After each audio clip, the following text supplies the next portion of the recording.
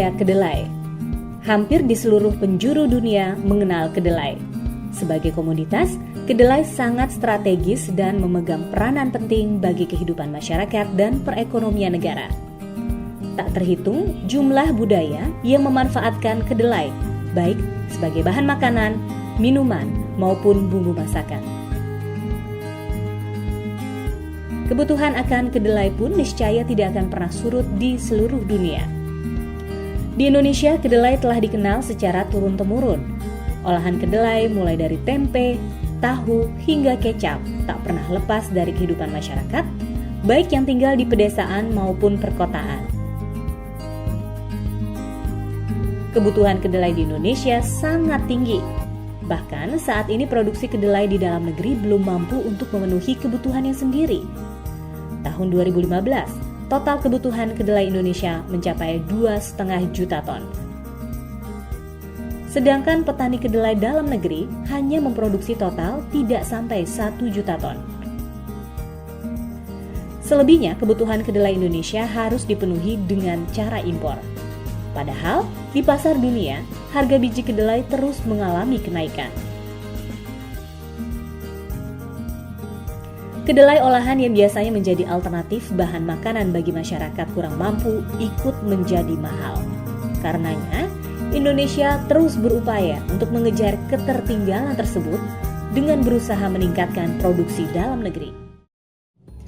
Upaya peningkatan produksi kedelai dalam negeri terus dilakukan oleh berbagai pihak di Indonesia. Peningkatan produksi kedelai pun telah masuk dalam perencanaan strategis Kementerian Pertanian yang dituangkan dalam Peraturan Menteri tahun 2015. Upaya meningkatkan produktivitas dan efisiensi dalam budidaya kedelai dapat dicapai dengan menerapkan teknologi produksi yang bersifat spesifik lokasi. Teknologi budidaya kedelai spesifik lokasi menitik beratkan pada aspek agroekologi.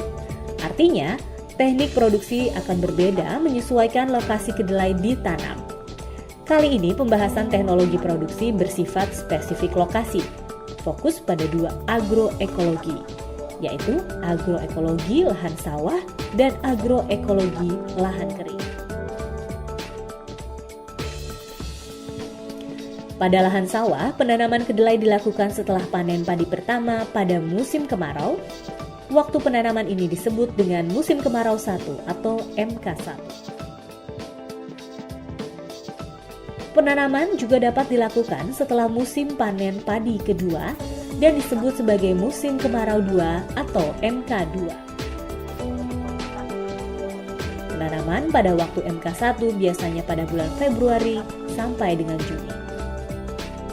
Sedangkan MK2 adalah masa di antara bulan Juni sampai dengan Agustus.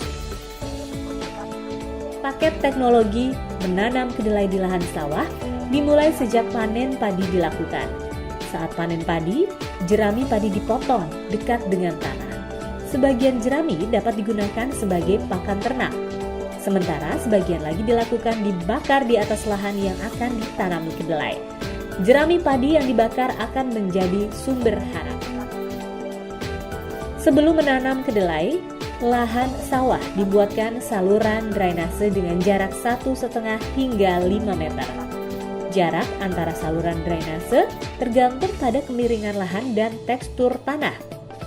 Makin datar, maka jarak antara drainase makin sempit.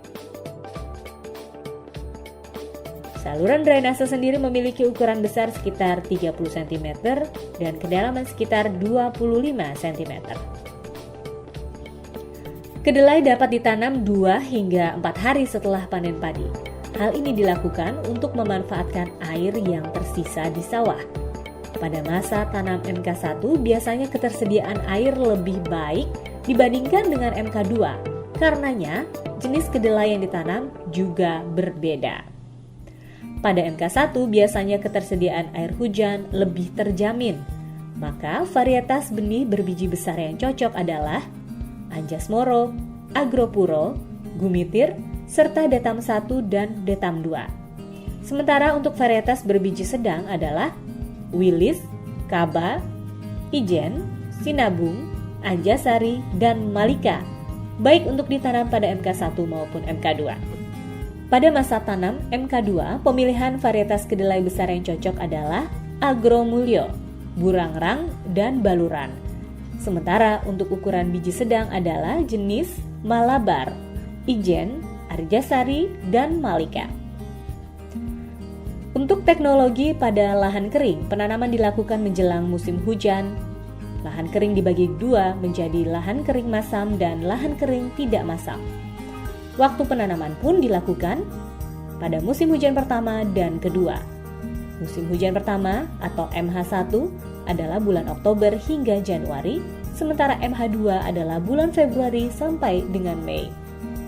Paket teknologi yang harus disiapkan yaitu persiapan lahan kering dengan dibajak 1 hingga 2 kali, kemudian digaru 1 kali, dan diratakan. Pembuatan saluran drainase dengan jarak antara saluran sekitar 3 hingga 5 meter. Drainase dibuat dengan lebar 30 cm dan kedalaman 25 cm. Untuk lahan kering masam, varietas yang dianjurkan pada masa penanaman MH1 untuk ukuran biji besar adalah Anjas Moro dan Raja Basa. Untuk ukuran sedang yaitu Slamet, Tanggamus, Nanti, Sibayak, Ratai, dan Sinabung. Untuk lahan kering masam, varietas yang dianjurkan pada masa penanaman MH1 untuk ukuran biji besar adalah Anjas Moro dan Raja Basa. Untuk ukuran sedang yaitu Slamet, Tanggamus, Nanti, Sibayak, Ratai, dan Sinabung. Masih pada lahan kering masam, untuk masa penanaman MH2 untuk ukuran biji besar adalah Anjas Moro dan Raja Basa. Sedangkan untuk ukuran sedang adalah Slamet, Tanggamus, Nanti, Sibayak, Ratai, dan Sinabung. Sementara pada lahan kering tidak masam, anjuran varietas sedikit berbeda. Pada masa tanam MH1, varian biji besar yang dianjurkan adalah Anjas Moro, Baluran, Argopuro, Cumitir, Detam 1 dan Detam 2. Sedangkan untuk varietas biji sedang adalah Wilis, KH, Sinabung, Anjasari, dan Malika. Untuk masa tanam MH2, varietas biji besar Agromulyo, Burangrang, dan Baluran. Untuk biji sedang adalah Malabar dan Ijen. Kedua teknologi produksi bersifat spesifik lokasi memiliki perbedaan pada persiapan lahan dan pemilihan varietas. Uji daya tumbuh sangat diperlukan karena sebelum benih sampai ke petani, kita harus menguji benih tersebut supaya tahu berapa daya tumbuh yang ada di benih tersebut. Daya tumbuh benih kedelai minimal 80%. Sedangkan prosedur penanaman tidak jauh berbeda.